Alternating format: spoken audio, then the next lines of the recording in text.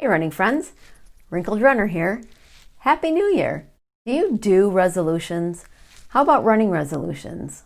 On today's video, we're going to be talking about goals for the new year, so stay tuned.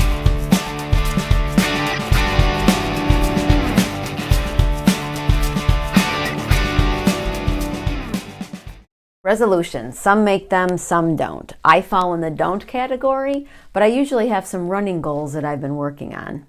This past year was kind of not a great year to have a ton of goals for anything, but this new season is a perfect time to reflect on the ones you may have had from last year and map out a plan to reach them this year. If you haven't started running yet, well, now is the time. And I'll be talking about how to get there in a minute, or you can check out the timeline down below and jump right in. Last year I had decided to only run one marathon.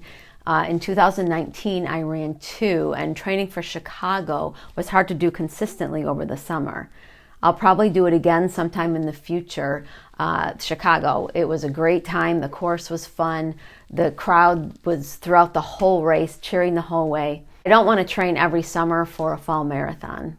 I'd signed up to run the Flying Pig in Cincinnati for this past May, and of course that was canceled. Although I could have run it virtually in October, but I just can't get myself to want to run a virtual race. If you've done a virtual race when you've either had a positive or negative reaction to it, let me know in the comments what you thought. I was able to defer the Flying Pig to either this year, if it doesn't get canceled again, or for 2022 or 2023. I think I'm going to defer it till 2022. So probably marathon training isn't in the cards for this year, although we may train anyway just for the challenge of it.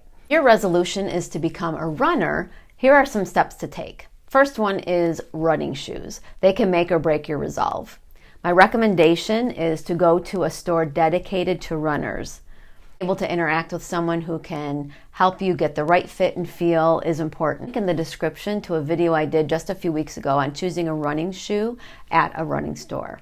Thing to think about is, do you need a treadmill? If you're watching this in December or in January, we're entering the time where you might be able to get some good deals. This is also the time of year, usually, where gyms get packed to the gills. That might not be the case, but you need to think if you need to have access to a treadmill if you're not going to buy one of your own. If you think you're going to be running outside, you also need to look at some good gear to run in the winter. And I also link up to a video I did again just a few weeks ago. Okay, now what? Now you've got the shoes and you've got the clothes and maybe you have a treadmill. Well, there's getting a plan to get out the door or to get on that treadmill. When you're first starting out, a great place to start is the Coach to 5K training or a plan to get you to 30 minutes of straight running.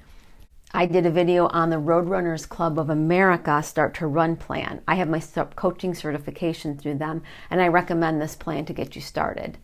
You can check out in the description for more links to videos or posts over at wrinkledrunner.com for more beginner tools. For those of you who've been running for a while, what if you want to run a specific race distance or run at a faster time than you've already run it? Again, if you're watching this in late 2020 or early 21, this goal may have to be put on hold for a bit, or you can still train for that race and be ready to run it and consider that your end game for now. If you're watching this when racing has resumed, I find for me the best thing is to go ahead and sign up for that race that you want to run. I would not have been ready for the marathon had I not signed up for one long before I ran anything over a half marathon. I find that signing up encourages me to train and gives me the motivation that I need rather than waiting to see if I'm ready. The training plan for any race is out there, whether it's from a book or from a coach or from the internet. Do your research for what it is you want to accomplish, because if you're running to finish a marathon, your training is going to look a lot different than if you're trying to qualify for a big race such as like the Boston Marathon, Chicago, or New York.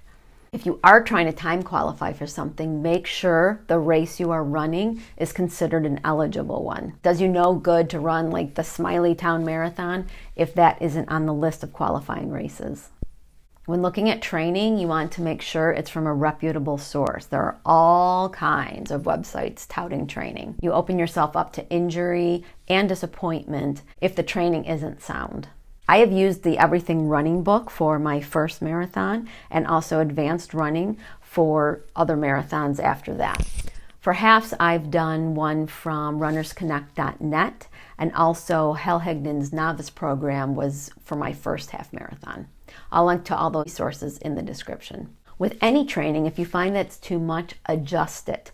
Taking a few days off if you're feeling the training is injuring you can mean the difference between getting to your race or having to DNS, which did not start. If it really is too much, find a different program. If your goal is just to overall get faster, there are definitely some things you should know.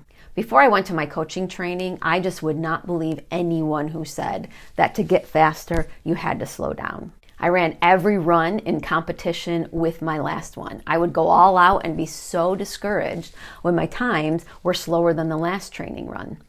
Now I know that rest and recovery is just as important to the body and its fitness as the running. Especially as an over 50-year-old runner, I have found that allowing my body some rest gets me so much stronger. When I ran the Buffalo Marathon in May of 2019, I had to jump right into training for Chicago pretty quickly, so I didn't allow my body to recover as much as I should have. And then I'd be running and I'd think, oh, this pace feels pretty fast, and oh, I must, have recovered now from the Buffalo Marathon. And I'd look at my watch and it was so much slower than what I thought. It was a good month before I felt like I was even close to getting back into a good running groove. Then I ran Chicago, and after that I had to be on my butt for 2 weeks because my husband and I, along with some friends, did a sailing trip in the Caribbean.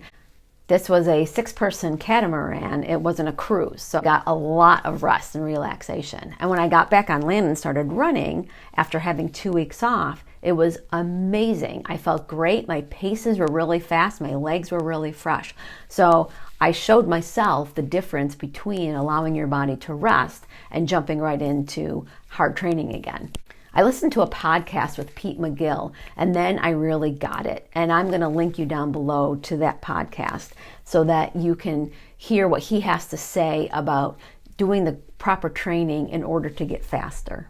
Over on the blog last year, I wrote an article on having A, B, and C goals for your running. So if you don't do resolutions, but you have goals or want to make them, check out that post. It can help you formulate those goals for a realistic look at what you want to do in the next year.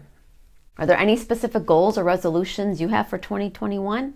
Let me know in the comments, or if I can help you reach them, send me an email at sherry@wrinkledrunner.com. I answer every email, and I'm always looking for running topics to help people with. So if you have any questions, I'd be interested in hearing from you. You can link to my website in the description and see what's going on over there. You can also sign up for my once-a-month newsletter on the first Saturday every month, and that way you'll know everything that's going on. Before you go, though, hit subscribe, and then you won't miss a video. One comes out every Wednesday. Next week, I will be talking about running terms. For now, though, thanks for watching, and I'll see you on the run.